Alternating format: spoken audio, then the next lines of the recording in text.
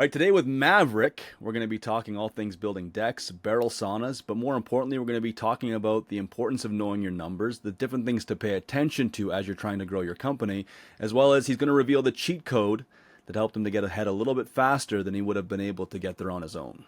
I'm Dennis. And I'm Greg, And this is the More Profit, Less Stress podcast. where we provide the tools for more profit and less stress in your business now so you can turn into a valuable asset later. Welcome to the More Profit, Less Stress podcast. Dennis and I are here with Maverick Lauzon from Maverick Decks and B&B Barrel Saunas. Maverick, let's get right into it, because the other day you had actually said something around, you felt like you've gone from flying blind on numbers to now being like more organized and most importantly, maybe confident with the decisions you're making around numbers, like decisions you're making that numbers impact. Yeah, I mean, the main thing was like just with going into the deck business and then adding the second business, we were able to like meet through coaching and through knowing my numbers well. I was able to, make the decision like, okay, if we added this business line or if we added these products, how will that affect our numbers? And, is it a good idea? And then at what point do you, make your first full-time hire and also, expand into like a shop of our own, right? And maybe walk through, without divulging any proprietary information or numbers you don't want to share, but maybe just kind of walk through some of the decision-making process you made. Like you've been doing the deck business for how long? We've been building decks for about 12 years now, and it's obviously a seasonal business. So we lay off a lot of staff over the winter and we really wind down kind of the end of October. So with saunas now, it's a full-time kind of business. Saunas does have its like peaks season as well. So they don't really line up perfectly, but it definitely gives us some revenue in the off season, which has helped a lot. I think anybody listening to this probably knows what a deck is. That's pretty straightforward. But can you talk about, because barrel sauna is such a super cool thing, can you kind of talk a little bit about that? Like what's a barrel sauna, and I guess why did you decide to expand your business and open a division that makes barrel saunas? Anybody I've ever heard of is like, oh my God, that's a really cool thing. So maybe talk about that. What is a barrel sauna? So like a barrel sauna is a traditional dry sauna. So it would be the sauna that the majority of the studies are done on. In terms of the health and wellness side of things. So the main reason we did it is my wife and I, obviously we have two kids, and my wife's second postpartum experience was a little more challenging. And so I was like, you know what, like the studies on cold plunges and saunas are supposed to be really good. And I was like, I'll build you one. So I built one in my garage to start. And it was like the first prototype, pretty rough, like pretty brutal, but so they've come a long way since then with just different details, waterproofing, door trim, stuff like that that's made them better. And we've also customized them a lot now, just a lot of different options like windows and benches and different things like that. So that was the main reason though, was just to give my wife like kind of an outlet to help with her emotions and moods. So built one for her, and then we actually just it kind of took off from there. Like just with my experience in deck building, I knew, okay, I got to build a landing page. So I build a landing page, then like start running some ads, and you start kind of figuring it out from there. But the main thing that the profit plan and that sort of stuff helped fix was like, okay, how much money is this going to cost to get into this? And like knowing for certain, like, okay, if we sell two, then we're, at this stage, or if we sell five, we can hire a full-time person. Like it was just, you start to really understand your numbers and know with certainty, like, hey, you can pull this off, right? I want to get to that in a second, but the thing you said that stopped me a little bit was your wife was suffering from postpartum depression and you researched that saunas would help with that. Did it actually help with that? Yeah, it's not necessarily postpartum depression exactly. Like, I mean, yes, that was definitely a symptom she had. It's not a direct correlation. It's just saunas significantly affects your mood, and then it also helps a lot with sleep, right? So, and the studies, like, I mean, the main studies, like all-cause mortality by 40%. Then there's dementia and Alzheimer's, reducing those risks. The health benefits are kind of across the board amazing. Like they're not, they're irrefutable at this point. So that's why, like, I really had no idea. Yeah, it's No, it was wild. Yeah, if you interesting. look it up, it's wild. But the sleep benefit is insane. Yeah, like I wish I had the numbers. I don't actually have the numbers in front of me because I wasn't like prepared for Yeah. the actual numbers. But yeah, if you look it up, the numbers are wild. And like all the big doctors, like Dr. Peter Attia, Andrew Huberman, like these guys all have come out and pretty much said like, yeah, saunas are something that everyone should be doing like 3 to 4 times a week. You want to be at 185 degrees for 20 minutes. So it's pretty small commitment, which is why people like it. And it's like doing a full workout, right? So you're getting like the benefits of like an actual workout, but you're just sitting in a sauna. But Wow. so then you built this to solve a need for your wife, which I'm almost assuming is solving a need for you because it's not the best feeling when somebody you love isn't doing too well. And then from that point on, like, did the research on sauna start because of your wife's situation, or was that just kind of you already knew beforehand maybe something here, and I'll just go play in my garage and see what I can come up with? Like, what was the process for you? It was pure luck. Like, so I had heard it on Joe Rogan. Like, Joe Rogan's talked about his protocol, like with doing sauna every morning. He also does cold plunge every day as well. And so I'd kind of heard it from there. And then I'm also part of a group called Hampton, which one of the founders or one of the group members in Hampton is the owner of plunge.com. So I had heard his stuff as well. So, like I said, I just kind of heard of it. And then I was like, you know what? Like, why don't I try it? Like, it's so simple. Like, I'm a carpenter. I can build this. So I was like, why don't I try this for my wife? And then that's how it kind of snowballed into a second company for us. That's actually, I actually really love that part That's of the awesome. story because I think so many people are searching for opportunities to go sell something, and you're kind of like, nah, this will help my wife, and I'll see if somebody else wants it too. And sure enough, that side of it just kind of took off for you. Yeah, totally. That's literally that's the craziest part. So yeah, and then like I said, the company got named after my two kids, so Benson and Barrett. So that's the B&B part of the name. That's cool. Uh, I think what's making me laugh and kind of go through the process because you and I, this is the first time we're actually talking. It's the simplicity of how an idea could come to fruition has nothing more to do with the fact than my wife had a problem. And so I Well, decided to fix my solving a wife's purpose, problem and right? fix my problem. Yeah, yeah, Yeah, perfect. totally. No, exactly. It was just it was a personal need, and that was what I had mentioned to a few people, like other business owners after the fact, was just like, hey, like if there's something that you daily fix or you fixed for someone, like if there's a pain point, that means there's a solution, which means you can make a business out of that, right? Like if it's something you need or your wife needs, like there's a business there. It just depends how big the TAM is or how many people you can actually help with it, right? Or what kind of demand there is. But at the end of the day, it's the same thing as like getting a business coach. It's like, well, why do I need a business coach? Well, because I have business with has tons of problems. You guys say you can fix it, so then you hire a business coach, right? Like it's that whole revolving circle, right? And then you were getting into the numbers. There's a lot of people who say, well, now I've got a business idea. I'm just going to go sell a bunch of crap. And then they end up going bankrupt anyway because they're not doing it properly. So, how did understanding the number side of things actually make you go, you know what, I could take this from a concept into an actual product, into an actual business? What was that pathway for you? Yeah, so essentially, like the way it boiled down was like my project manager, he's essentially on like full-time staff. So over the winter, when I built my wife's first one, he was like also still just on staff. So I was like, you know what, you can build the next one. We'll time it. We started to kind of understand that part of like, okay, how many hours does it take? Material costs, I already understand from being in the deck business, so I can figure out that. And then it was like, okay, so you have a gross margin. You can start understanding like, okay, there's X amount of margin in the product. And from there, Greg and I literally plugged into one of the tools in the profit plan, which is like the quick profit calculator, I think is what it's called. And we literally just said, okay, here's all the, here's the, let's just guess. How many saunas do you think you can sell in a year? We guessed and we put that number in. Then it was like, okay, your cost of goods on that many saunas is how much? And we put in a number. Then it was like, okay, now we're into operating expenses, fixed and variable, right? And it was like, your variable ones obviously change, your fixed don't. So it was like, what are these variable ones are going to change because you added saunas? Like, oh, we need a truck. We're going to have more insurance. We're going to have, whatever. There was a list of things that added up, and then it was like, okay, so there's your new numbers, and it's like if you sell this many saunas, you're going to add this much profit to your bottom line, as long as deck stays all the same and you don't actually incur a whole bunch of fixed costs extra. And again, it was only like at like month two probably where it was like, okay, we got to get it in my garage, like this is insane, like we're in a 20 by 20 garage, like I need a shop, right? And so, like, but same thing. Greg and I went through the same calculator, and we literally was like, so you add $3,000 a month for rent. Okay, how many saunas do you have to sell now? And the calculator spits it out. No, it didn't necessarily spit it out, but we just adjusted the numbers, trial and error, to go, okay. And it was like, can you sell this amount?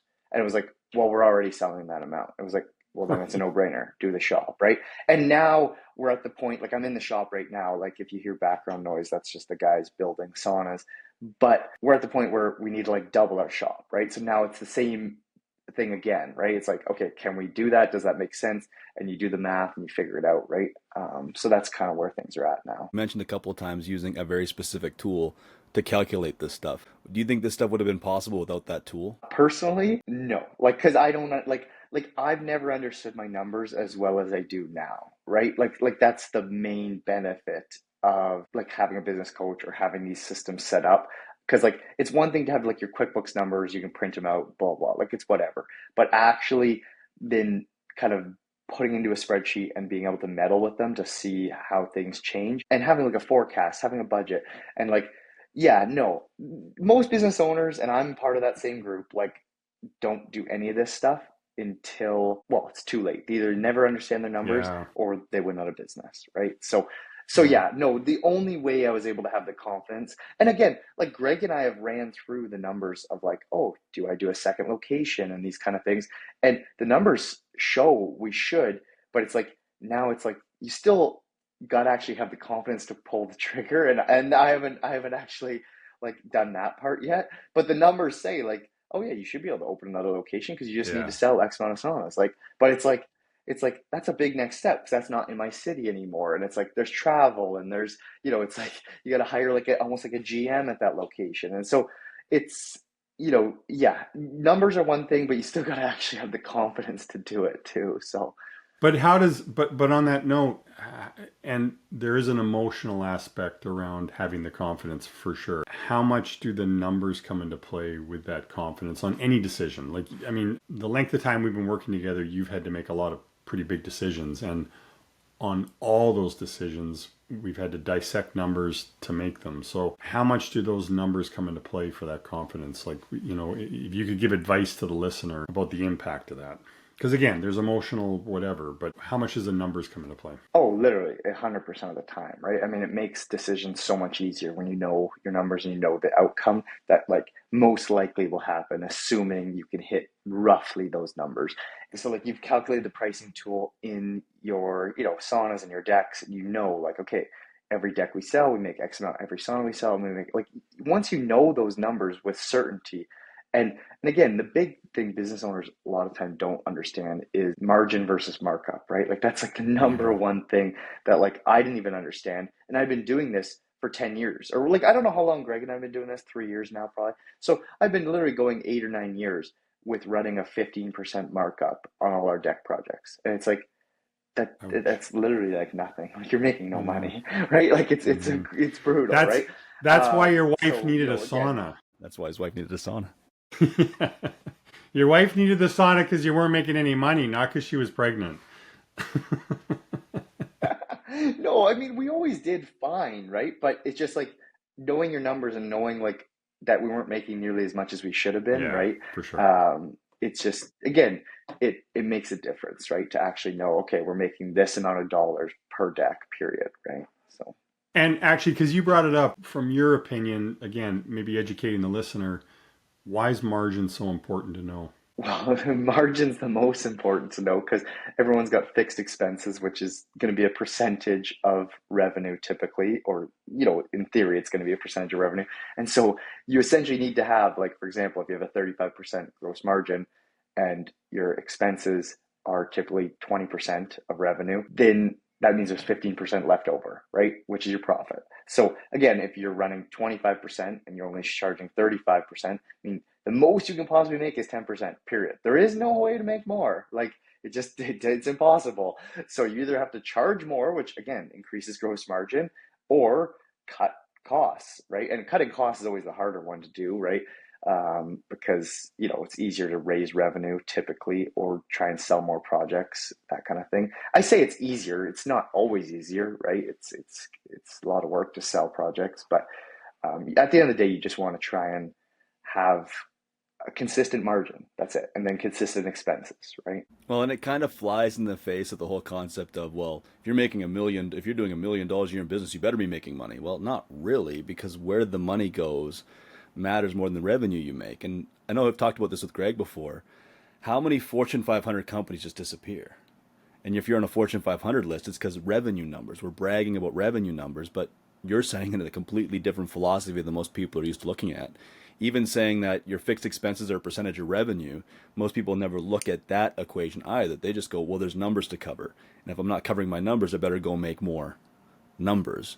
And you're looking at it from a completely different philosophy. Yeah, well, so many people they get into that cash flow cycle, and it's just like taking from Pete to pay Paul, right? So as long as the cash keeps rolling in, like they can keep the business operating. Like I've known a company that stayed up for 5 years doing that, and I couldn't believe they were still in business, and yet they can keep that cycle going. But you're 100% right. Like we had a year where we did well over, $1 million in revenue. And like at the end of the year, there was like 7 grand, right? And again, that's not like, I'm not, that's terrible, right? Like it's brutal. It's nothing to like be But happy it about, but it's sounds like, really good when you say over 1 million in revenue. That's the problem, yeah. Well, right? and you think you're doing great. Like you did a lot of dollars, but at the end of the day, you weren't watching your numbers and expenses were high. And again, it's that classic thing of like, well, if you had tracked your budget and you would have known like, oh, you're tracking below where you need to be, right? So for prime example, like had we done 1.5 that year or 2 million that year, we would have made great money, right? But we didn't hit our numbers. So then expenses need to come down. Otherwise you don't make any money, which is exactly what happened, right? So we carried all the same overhead costs as if we were going to do more revenue, right? Yeah, good call. So Maverick, thinking back to before you started the barrel sauna business, you had the deck business going, been going for 7 or 8 years, 9 years. And one of the frustrations was the seasonality of it. So you didn't have that predictable revenue coming in the off season. And then how do you, which I know for you was a problem because then it was hard. You couldn't keep crews in the off season, right? Because then you don't have work for them. You didn't have revenue coming in. It's hard to pay the expenses. So then you got to run leaner expenses during the season to make sure you have money left over for the off season to cover the lean expenses. So that was a high stress. And we got into, okay, we got to figure out another service or product you can sell in that off season. So just talk through that process about how we went through that conversation and then landed on looking for another service, which you've already shared the story about how you ended up choosing barrel saunas, but just kind of link that together. Essentially, what it boils down to is when you look at the numbers, I would start the deck season at a big negative number, right? And because I've been Right. doing this so long, I had the cash saved up or the reserve saved up so that you could essentially keep all the lights on, keep all the bills paid, keep everything going, just using up your cash. But it would take until June or July, like halfway through the deck season, before you hit that zero, right? It's like, okay, we're Right. back to even. Now, every deck we sell from this point on puts us into whatever the green or the black, whatever people call it, like into the positive, right? Again, you're working like half of the year just to get to zero, and then the next half of the year, you're like, oh my god, we have to kill it now because this is the money that allows us to obviously pay for the winter, but also this is now the profit point. So Greg Right. and I explored like, oh, do you do snow removal, or do can you do like build some decks that like are prefabbed or something. Like we kind of explored quite a few different options, and I have like a personal thing against snow removal, which again is it's probably a bad thing because some of my buddies make crazy money doing snow removal. So like I probably should have got into that, but it's just not my thing. Because it always snows on like Christmas Eve, and I got to send out all my crews, and I'd be running away from the house and family at Christmas Eve. So it was like I just don't want that lifestyle, which was why I didn't go that route. So, and again, that was where we eventually stumbled into the barrel saunas. And again, the barrel saunas, it's less of a seasonal business because originally I was like, oh, this Yeah. is perfect. I'll take my deck guys, we'll turn it into saunas. But in reality, people buy barrel saunas year round. And so it's now a standalone business that hasn't necessarily fixed the seasonality part of the deck business, because I have full-time staff in the barrel saunas. So I can't, there is no like extra room to really transition staff into the shop because there's already full-time people here. So the good part is obviously having another business or another product line has given obviously more money, more buffer, so it helps, float the winter. And again, you're getting revenue in the winter months now, right? So before, when I would not sell a deck for 6 months, now I legitimately have revenue dollars coming into the bank. So that just helps with cash flow and keeping things going, right? Hey, I want to go back to, you talked about cash flow from your experience or your opinion. Let's say somebody's a listener's watching this and they're in a business like the trades business, like you're in, and their customer, let's say they get a builder or a developer or somebody like that as a customer, like somebody big that's going to woo them in by offering multiple jobs. And that big customer says, well, I can't give you any deposit. I need you to finance all of it. I'll pay you 90 days after the job's done. No deposit, no down payment. What kind of advice would you give to a trades company that's being asked to do that by a big customer like that? Don't do it. No, I mean, the main thing is That's just great. So why? No, but why? Expand no, on that. you literally have to, well, you have to structure a deal that's going to be beneficial for you. If you don't, there's not actually a point in doing the business. Because with those big clients, like I've worked with some of them in the past, when they string you out like that, it really puts pressure on your cash flow. Because it doesn't allow the money to come in at the right stages, which means you're actually Right. using other money to float those projects. For me, like we almost walk away from all that stuff. Like we really don't do any builder stuff. We don't really do any subcontract work either because of the way all those companies want the money structured. Which again, it benefits them to have it structured that way, but it doesn't benefit me. So if it's not going to benefit me, I don't need the work. So yeah, unfortunately, I just stay away from that stuff. And if they can't, if they're sitting down looking you in the eye saying they can't give you money up front and they're going to give it all to you like 60 or 90 days after the job, what does that tell you about them? What else might be going on? Yeah, they probably don't have their ducks in a row, right? In terms of money, like they can't, you know what I mean? They didn't collect enough deposit from their customer to cover their overheads plus, sub-trade deposits. And again, I get it. They're so scared of sub-trades running off with their money. So like I get their perspective of like they're dealing with hundreds of sub-trades. They can't have deposits floating everywhere. But it's like I just don't really play that game. It's like if you want to hire us, we have these sort of rules in place or like this sort of setup for deposits. You guys either follow it or you don't. If you don't, then I'm not interested. So it's like it's the classic saying in business and entrepreneurship where it's like you got to learn to say no. Everyone wants to just grab as much revenue as possible, grab as many jobs as possible, but saying no can really help find you the right customers. If you say no to the bad ones, another one will come and that's the good one you wanted anyways, right? So it's like you might Right. not have got the good one had you said yes to the bad one because you've been too busy with it, right? So Right. And I'd probably add to that, that's great advice. I'd probably add to that if a company's looking you in the eye saying, well, I can't pay you up front for all these reasons they say, the one reason they're not going to tell you, which is maybe the most common reason, is they're actually not profitable in their job. So back to your saying earlier, you said rob from Peter to pay Paul. Like if they're not profitable on jobs because they don't know their numbers, they don't have the money available to pay you a deposit because they haven't made a profit from the previous job. So they never actually make enough to bankroll, to have a little cushion to pay deposits on jobs. Or to your point, they didn't get a deposit from their customers. So yeah, good advice. I love how you definitively went to no, don't do it. Good advice. Hey, going back to almost the beginning of the conversation, when you got into the barrel sauna business, maybe just expand on for a listener like, hey, I remember our path was, okay, I got to sell this many per month, and then how many more am I going to sell each month? So it's like, okay, I'll sell 2 the first month, another 4 the second month, another, like, kind of talk through a little bit about, because it can be overwhelming and intimidating for a business owner, right? Like a new business owner or a business owner expanding in a new category. And they got to see, like, what's that trajectory? Like, how do I, because I'm not going from 0 to 1 million in a day. It doesn't work that way. So just kind of talk through that, a simple thought process on what's that look like, the escalation. yeah, I mean, it was actually pretty like it was kind of like a pretty steady curve almost or a steady line, like it just went up. But at the end of the day, like for us, the main thing was just knowing like, okay, to break even, like it won't cost us anything. It was like, oh, you got to sell 2 saunas, right?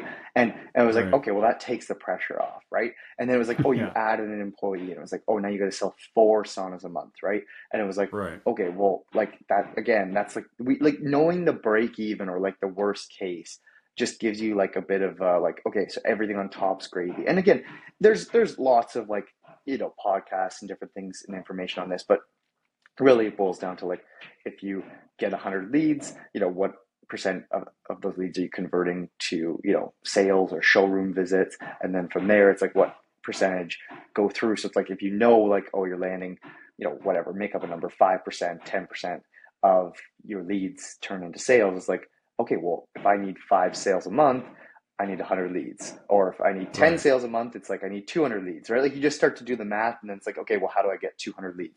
Well, I got to pour more money into ads, or I got to, run more social media content, or so you just start to like run the equation to understand like how to get more leads, which in theory, it's just numbers. It turns into more sales, right? But with decks and saunas, both of those have quite a long like sales cycle, I guess would be the word.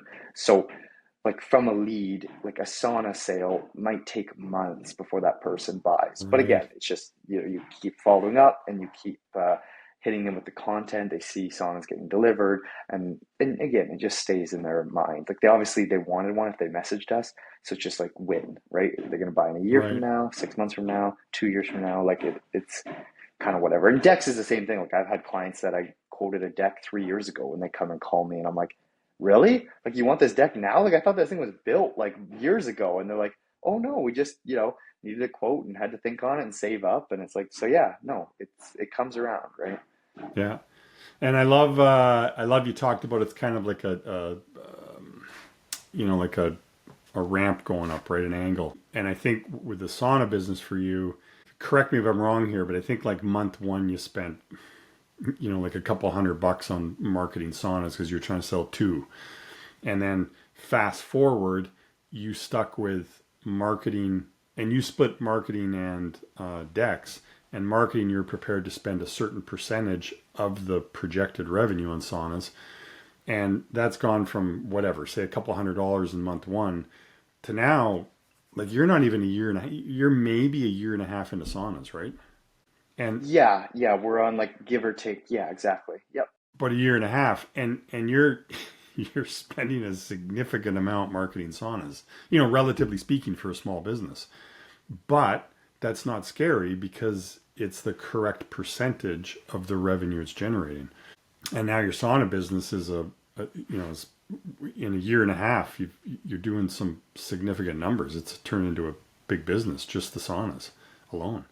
Yeah, totally. Yeah, it's again like I think there. I mean, there's so much information on this stuff, but it's essentially return on ad spend, right? So, you guys like in the profit plan and like through coaching, like we refer to it mostly as like a percentage of revenue. You can't spend more than 4 or 5% of revenue on ads to generate the revenue essentially. So if easy way to say it is like $1 million, if you want $1 million of revenue, you spend 50 grand on ads, right?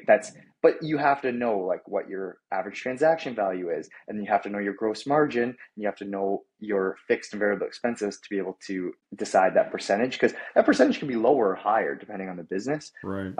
But it also, like the other way to think about it is, like I said, return on ad spend. So it's like how many essentially profit dollars can you generate on an ad, and how much did that sale cost you to get? So, if you can make $1,000 and it only costs you 100, right? That's 10 to 1.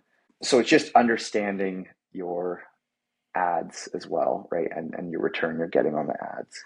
What would you say to a business who has, I don't know, seen somewhere on the internet on some advertisement, hey, you should spend 20% on advertising and get a 5 to 1 return? What would you say to them?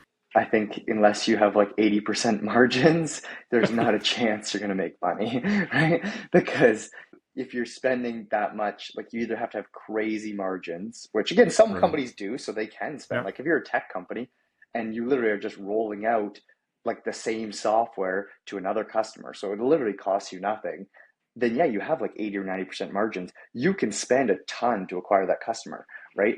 But for the rest of us in normal margin land, we can't spend that much, right? You have to spend within reason. And again, in theory, you can keep spending more as you keep growing the business, but it's still just the same. It's still just a percentage. It doesn't, like, Right. the dollar amount changes, but the percentage doesn't change, right? And that's the key. Such good advice, because I think there's a lot of people maybe being misguided and getting bad advice and running out there and spending 15-20% on marketing. But the marketing company will say, yeah, but you're going to get a 4-to-1 revenue return or a 5-to-1 revenue return. Well, wait a minute, a 4-to-1 revenue return is a 25% marketing spend. And to your point, very few companies can be profitable on that. Very few. Like, so many people also want, they think of return on ad spend as revenue, and that's like your number one mistake, right? Revenue, like like, you don't want revenue, you want profit, right? Right. So you need to understand what your profit is on your, Yeah. because like your profit is what allows you to buy more ads, right? So if you're Right. just going for revenue, that like doesn't work. Like, you have to be Yeah. going for profit. So that's the main thing. Yeah. Nailed it. So So true. I was just listening to the way you talk. It's always fascinating to me because I think with Greg and I both the same thing is true. When you start working with someone like yourself and we watch how you mature and you grow in the way that you think. But now you go back in time and you look at when Maverick first started the deck business and you think about how you got into that whole process of it and you look at the seat that you're in now. I can't imagine that journey was easy. Like, what were some of the biggest things that or mistakes that you wish you wouldn't have made, or that you're glad that you made, or things that challenge that you really had to overcome to sit where you're sitting now? That's a very good question. It's actually a very long story, but the super short of it is, like I said, I started working with a small deck builder as a sub trade. So essentially, one of my crews that I have now, that's what I was to that company. When that company skipped town, he moved to Ontario. He didn't pay the bill. Oh, That was kind of what pushed me to be in like the deck business myself. I was like, you know what, I'm done. I'm not going to work for anyone else anymore. I'm just going to work for homeowners directly. That way, I don't have that risk anymore. So like, I got rid of one risk, but you kind of create another risk, which is that I got to find my own jobs, right? Like, that's, I don't just get to show up to a site and the materials are there right. and everything's there and I just build, right? So there's, so then you have to figure that out. And again, at the time, I was fortunate enough to be working with a big lumber yard, which was feeding me leads. And I didn't realize at the time like how valuable those leads are, but they were super high quality. So like any lead I would go to was like, my conversion was insane. Well, in reality, once I set up my own website and started doing Google ads on my own leads, it was like, oh, like there's a big difference between like a qualified lead that walked through a showroom to like a cold lead off Google, right? Like, I mean, a Google lead's actually still pretty good because they show intent because they typed in like deck builder Calgary. So like there's Right. intent there, but it's still not the same as someone that took the time to like walk through a showroom, pick samples, like blah, blah. So, I mean, that was the main thing. So it was like, okay, knowing that I got to build out my own lead gen. And then to now, like actually understanding, like, put it this way. When I started doing ads on Maverick Decks, I just picked a random number as the budget. Like, there was no thought. Like, it was like, I'm going to spend 1,500 a month. And it was like, if I'm getting enough leads, I was like, oh, that's good. 1,500 is a good number. And then it was like, if we needed more leads, I was like, okay, I'd call my marketing guy, say, spend 2,000, spend 5,000. Like, I'd just make up a number and spend it. And that is fine as long as like you actually know that in the full 12 months, you're not going over your like allocated dollars for ads, right? So that's the other thing. And then the other part that's a bit scary for a lot of business owners, and I'm in the same boat, is like, in theory, if you want to increase revenue, you got to increase ad spend before, like, to get the revenue. And a lot of Right. people don't actually think about, like, so like, if I spend 3,000 a month on deck ads, right? That's the amount we spend to do our normal revenue. Well, if I want to double that revenue, you actually kind of have to double ad spend before the revenue shows up, right? Like, so that's the only downside, is you kind of have to risk it a little bit. But if you know your numbers well and you monitor things well, you can say like, okay, we did double it. Did we see a material difference? And it's like after a month or two of that, you can reel it back in if you didn't notice a difference, right? Right. But long story there is a short, yeah, difference, the right? deck If business was you a only pain. do it, if you only do that for 2 months and realize it's not working, it only costs you an extra 6 grand. Where if another company just rolls the dice and doesn't know, they'll spend that extra 3 grand for a year. There's $36,000. So Yeah, good no, advice. exactly. You gotta like I said, but back in the day, like I would 100%, I would just wing it. Like it would just, I didn't even know, I didn't have a budget because I never did budgets like for the year ahead.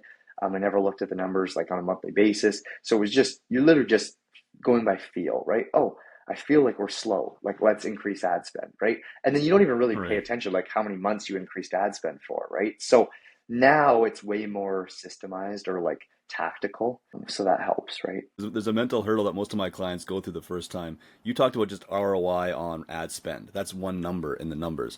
And you mentioned margins a lot before, that margins and markups are completely different numbers. And that before you were running a 15% markup and that wasn't a margin at all, and you realized you were doing okay because you were paying yourself a little bit, but it wasn't great. What was that conversation like when you realized, A, the difference between markups and margins, and two, when it first hits you that I'm probably not charging enough, I need to start changing things? Those end up being like some of the biggest mental hurdles people go through for actually making the business profitable. How did you kind of walk through that process or that journey? That's a good question. The weird part is like, so like it was pretty much just one coaching call with Greg where, we pulled out the margin calculator tool and or not even the tool, but it's like an app. And you quickly just type in the numbers like your price, then your cost of good, and it pops out like there's your margin. You're like, oh damn, like that's not what I thought it was, right? And and you also realize like a markup, yeah, 15% markup is not 15% profit, right? Like that's the biggest thing. So like yeah, so then the weird part was with decks where we got lucky is on labor. I actually had really high margins. So as much as I was only marking up the whole project by 15%, labor, like on what it cost me to get a built deck built versus what I was charging the client, there was actually a ton of money like hidden in there. So that's where I was able to still make decent money over the years. Whereas, like, if you legitimately took your hard cost of labor, your hard cost of material, and did a 15% markup, you'd make no money. Like, you would have literally made nothing. So, luckily, like, I got really lucky that my labor rates, like, at some point, someone had told me, like, when I had started the company, it was like, just double your labor, right? So I was like, so I had that weird thing in my head, which again isn't a great like it's not a good way of doing it. It was just someone had said that, so that was what we had done. Now we have a way more systemized approach where it's like the margin is consistent on all categories of a project. So like whether it's a permit or demo or anything, it's like we make a certain amount of margin, period. And people push back on that all the time, right? Like permits a prime example. Like we charge, $700 or $750 for a permit. And it's like they're like, why are you charging so much? Why is there a markup on that? Like that's a city cost. And I'm like, and you should just pass that on to me. Like that's I'm like, well, no, am I touching it? Like, am I involved in it? Like I submit this permit, I have to get the drawing guy involved, I answer all the questions, so I need to make margin on that. And so the Yeah. price is the price. If you don't like it, like then too bad. Like I don't and again, there's other companies that do things differently where they'll pass the permit on at the flat $500 like the city charges. And I'm like, but you're just hiding the money somewhere else, right? Like so in the end, you're doing the same thing as me. You're just hiding it somewhere else. So it's like I'm just Right. transparent on my numbers. Every number matches on the sheet, right? So in theory, you're being honest and ethical, and they're being sneaky. Your competitor, for sure. Essentially. Yeah. Yeah. Yeah, essentially, yeah. Like people do that all the time, right? And that's why so many contractors just give like a lump sum number, right? Like so our pricing, we base it like kind of itemized. So demo, piles, framing, like there's all these different items to try and break it out, which is a good and bad thing. Clients love it, but we get so many more questions, right? And at the end of the day, the price at the bottom is still the price, right? Yeah. Um, so yeah, like if it's $20,000 deck, whether you broke it out 10 ways or one way, it's still 20 grand. So that's why some companies just go, yeah, the price is 20, period. I don't, you don't need to know how that's made up, right? But we try to be more transparent. So if you want to remove like skirting, you can just remove that line item and it doesn't affect the project because again, I have the same margin on any item on the quote. Right. Good call. something I think you've done a really good job of, so I want to get into this discussion. In my former life, I was in purchasing, so as a buyer, bought tens of millions of dollars worth of product every year, and so going back to our margin conversation, always trying to grow that margin by a half a point here, a percent there, 2% there. If you can get 5%, 5%. So it's always a constant, you know, battle, game, mission, whatever to grow that margin. And we get into things like bulk buys. Like, you know, is there a way I could bulk buy to drop my cost of goods and grow my margin? So, you know, I think of somebody in your business or in the trades business go, well, that doesn't really apply to me. But that's something you've done a good job of on the sauna side, right? You've been able to, and again, you don't have to divulge numbers here, but just kind of talk through the thought process around as your volume has grown, how you've been able to buy bigger quantities and containers and stuff to start to lower your costs and increase your margins. Yeah, so totally. So like when I first started the sauna business, I literally approached it the same way as the deck business, where it's like every sale of a sauna, I would order like all the pieces I needed for a sauna. So it was like the different boards, the heater, the stones, like anything you could think of, I would just like do a little material, like kind of takeoff slash order. And I would send it to the lumber yard and they would kind of pull together that order for me. So, and to be honest, it worked amazing when I started the business because it was really low risk, right? So just like my deck Right. business where it's like every deck we sell, we just place the order and there's no real overhead and there's no real like inventory or like cash used on inventory, right? But then as we started doing more and more sauna sales, I was like, okay, instead of buying, one sauna at a time, why don't I buy 3 packages at a time? And then I was like, you know, let's just buy a whole lift of material or let's buy 4 lifts of material. Like you just start buying bigger and bigger volumes. And then same thing with heaters and stones. And actually a bunch of the components involved, like we just started buying them at like 100 quantity, 200 quantity. Like you just start buying in bigger bulk, which again, everyone starts giving you a bit more deal. The downside for us was I never knew how much cash like doing that was going to chew up, right? So you just start really chewing through cash reserves, and that's something I wasn't prepared for slash used to, because with the deck business, like I said, you buy every project specific to that project. There is no real cash constraint. Like you pull deposits in, you place material orders, and then I would get another deposit when we start the project. So there's literally never a time when I don't have cash from decks. Whereas saunas Right. is complete opposite. It's like I pay for a big order and I pay for it all up front. It's gonna take me 3 months to sell. So yeah, that's another thing. Like Greg and I went through it and we did some math on using that cash and understanding like, okay, as long as you can sell through that within 6 months or a year or whatever the math was, it's a good idea to make that investment. Or should I do a smaller order, or should I take a smaller, like there was times too, like some of the suppliers, they have different discounts based on the size of your order, right? So the bigger the order, the bigger the discount. But the problem is if I can't move it quickly or quick enough, then that extra discount means nothing. And again, knowing that, or actually, I shouldn't say knowing that, working through that with Greg, Yeah. Being able to calculate it. again, really instills like the confidence. You're like, oh, damn, like I know now, just shrink this order, take the lower discount, and I'm still ahead, right? Even though it's like, oh my God, we're giving up an extra 10% savings. It's like, yeah, but you're not going to move the product for 12 months. So there's no point, right? So again, those are just the crazy things that like having someone to talk through these things really helps, and having someone with a lot of experience, right? Like, you know, that makes a big difference. Yeah. And I think this has all worked really well for you because you have a healthy company. So you know your numbers, you have a healthy company, you're profitable, you can build cash reserves and then take advantage of deals like that. No, the sauna business would have been almost impossible to do without the deck business being around for like 10, 12 years before that. Like, and I don't think people realize that. Like the second business we started, we got really lucky because we had already been in business. I think trying to like it is really, really, really hard to just start a business from nothing because you're starting from $0, right? So like you literally have no buffer, no cash reserves, no anything. We had all that. So that gave, and again, we had bank relationships because I've already been in business so long. It was like I could just walk up to the bank and be like, hey, I want to increase my line of credit by X. And they're like, yeah, no problem. Like you've been doing this for 10 years, right? So I was able to borrow on the other business reputation slash history to really jumpstart this business. So I think if you're someone who's just starting from scratch with nothing, it would be really difficult to scale as quickly as we did. And again, I'm sure there's guys that do 10 million and 20 million dollars a year that would be like, yeah, well, that's why I can scale a business to 20 million in under 6 months, because I've done it 10 times and I'll have unlimited money to do it, right? And so I'm in the same boat. Like, I was able to scale saunas to the same spot Dex was within like 12 months.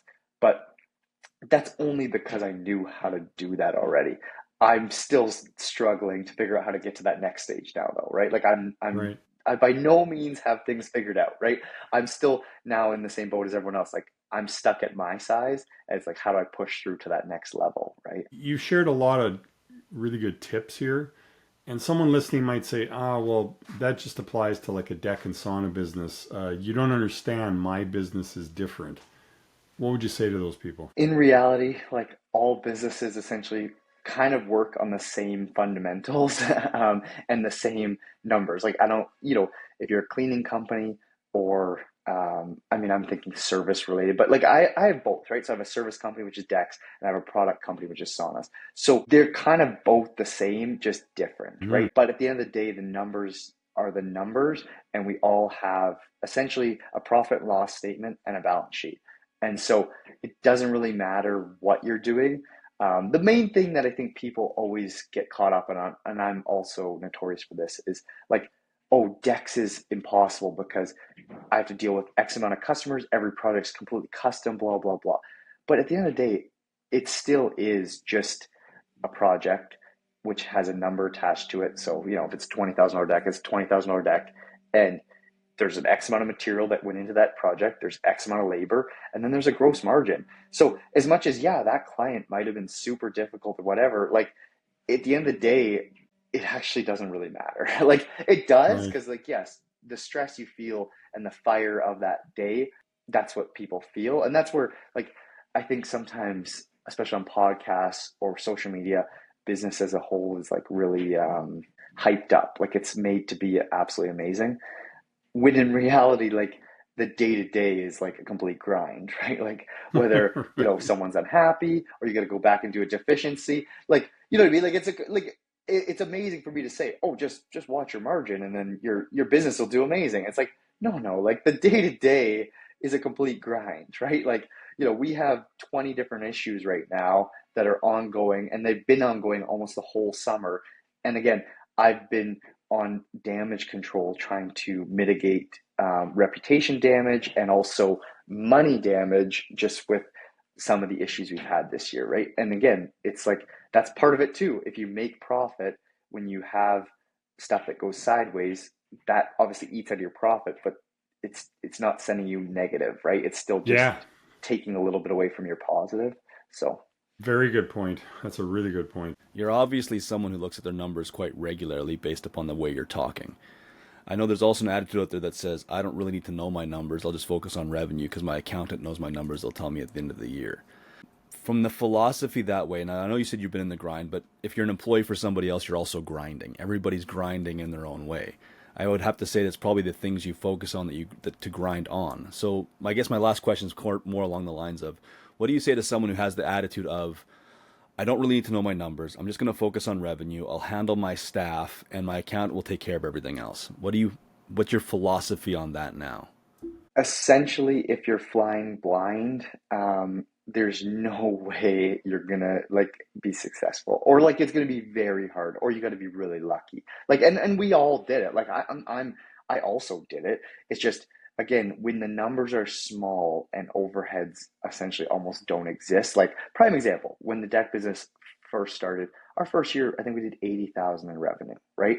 The risk on 80,000 in revenue is pretty low, right? Like, I was building all the decks myself. I had one truck, I had a trailer, I had some tools. Like, your risk is like low. But yeah, if you're someone who's doing 50 projects, 100 like, and then you're just gonna say, oh, I'm gonna throw it in a shoebox and let the accountant figure it out later, like, that's crazy, because you literally have no idea if you're making money on that job, and you don't even know, like, did you make money last month? Did you make money the month before? Are you planning to make money this month? Like, so yeah, I think when you start a company, you really want to make sure you understand the fundamental things. It's hard. It's really, really hard to focus on like the numbers when it's like, no, I just started the company. I'm just trying to focus on getting my first sale, right? And it's like I get that. Like it is really hard because like if you don't have sales, then like you don't have a company. So I get that, but it's like you also don't have a company if you don't make profit.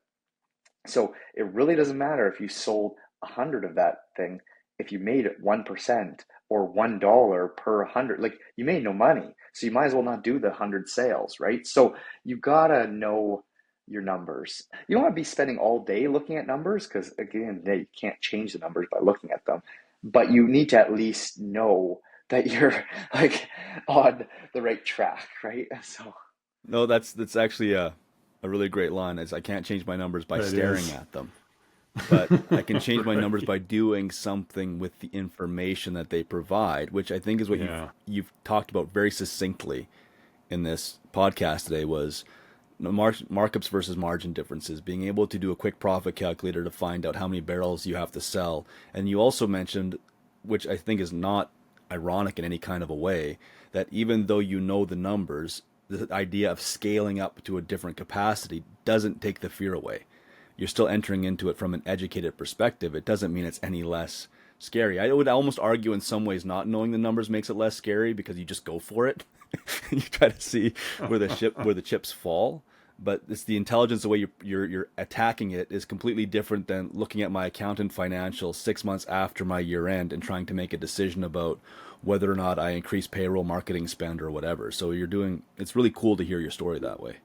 For sure. yeah, no, totally. And the crazy part is like I literally just heard this on a podcast yesterday and it's like mind bending to me. And we do have it a bit on the deck business. Like if you ever go on my deck building website, we have different tiers of decks. And on those tiers, like there's like a $5,000 deck and it goes all the way up to 150,000, which the funny part is 150,000, like at the time when I set the website up, like I thought that was insane. Like no one's going to build a deck like that. And now we do a project of that size pretty much every year, or bigger, right, than that. And so, Wow. which is crazy. Like I still like find that to be insane. But the point the podcast guy made was it's price anchoring. So you're setting a number up high. So that way, like when people see like, oh well, he does $20,000 decks too. Like so, I mean that's not too bad. I mean, look at that's 150,000. Like we don't need to spend that. And the guy in the podcast, his point was like, I walked into a suit store and the first suit I put on was 25 grand. And I was like, I'm not spending 25 grand. Next thing you know, he's got a $2,500 suit on and he's Right. like, oh, that's super reasonable. I'll take this one. And at the end of the day, he went in with a $500 budget. Like his plan was to buy a Right. $500 suit, but because they price anchored so high, the Right. $2,500 seemed great, right? He's like, yeah, but I spent 5 times more than I planned to spend on a suit because of that technique, right? So, and again, some of these things I don't even think I realized I was doing at the time. I just kind of got, like I said, business a lot of times is about getting lucky too. So again, I just wanted to set up tiers on my website so people could see, hey, this is what a $5,000 deck looks like. This is what a 10,000. This is what a 20. Like, that was the reason I set those tiers up and put actual project pictures. Like I put our actual projects that I know what the costs were into those folders so people could see like, oh, that's what you get if you spend that much money.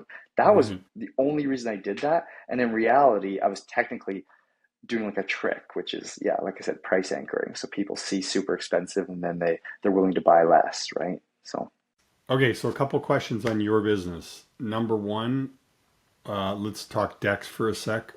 For the listener, what territory does your company service? Like if they're looking for a deck, what area do you provide that in? So Dex is primarily Calgary and like surrounding areas. So like Calgary, Okotoks, Airdrie, like Chestermere, that kind of like area, like the surrounding. And then with saunas, we would service essentially like the majority of Western Canada. We don't go super far west, but like we do Fernie, Kimberley, Golden, all those areas in BC. Anywhere in Alberta, we pretty much will sell a sauna.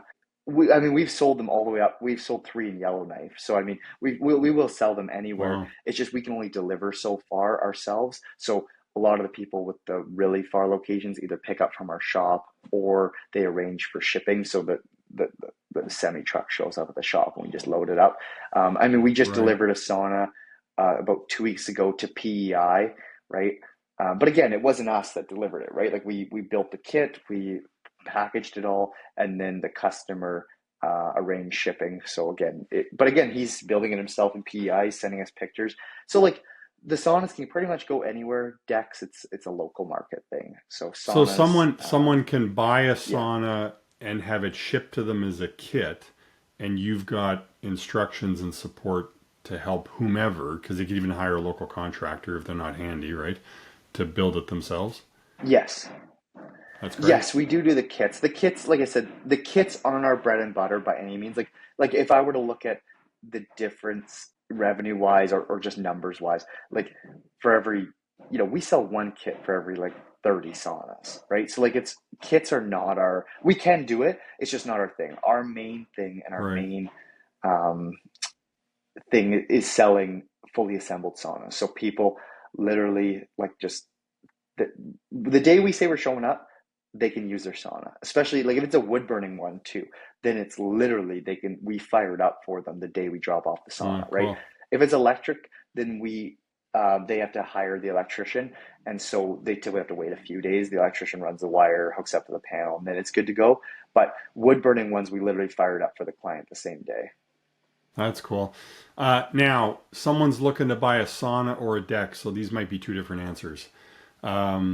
What advice would you give that customer? Like, what should they be looking for? Like, when they go to choose a deck provider or builder or a sauna that they're going to buy, what quick advice would you give them on how to make the best selection of what company to buy from? So with decks, it's really like quite simple, but I think so many people just overlook it. Like, is the business like bonded, insured, and because like so many homeowners lose their deposits, right? And I don't even understand how Mm, this happens, but it does all the time, and I get calls all the time where it's like, yeah, the contractor ran off my money, and I'm like, I need to hire a new contractor, and I'm like, how did that happen? Like, did you check? Like, are they bonded with the government? Like, if you're bonded, you can't run away with the money because you're insured to make sure that like yeah, essentially the way a bond works is it just insurance for the homeowner that you can't run away with the money. right. So yeah, as long as you check that, you're pretty safe. But again, we do probably half a dozen projects a year where the customer has already paid a deposit to some other contractor.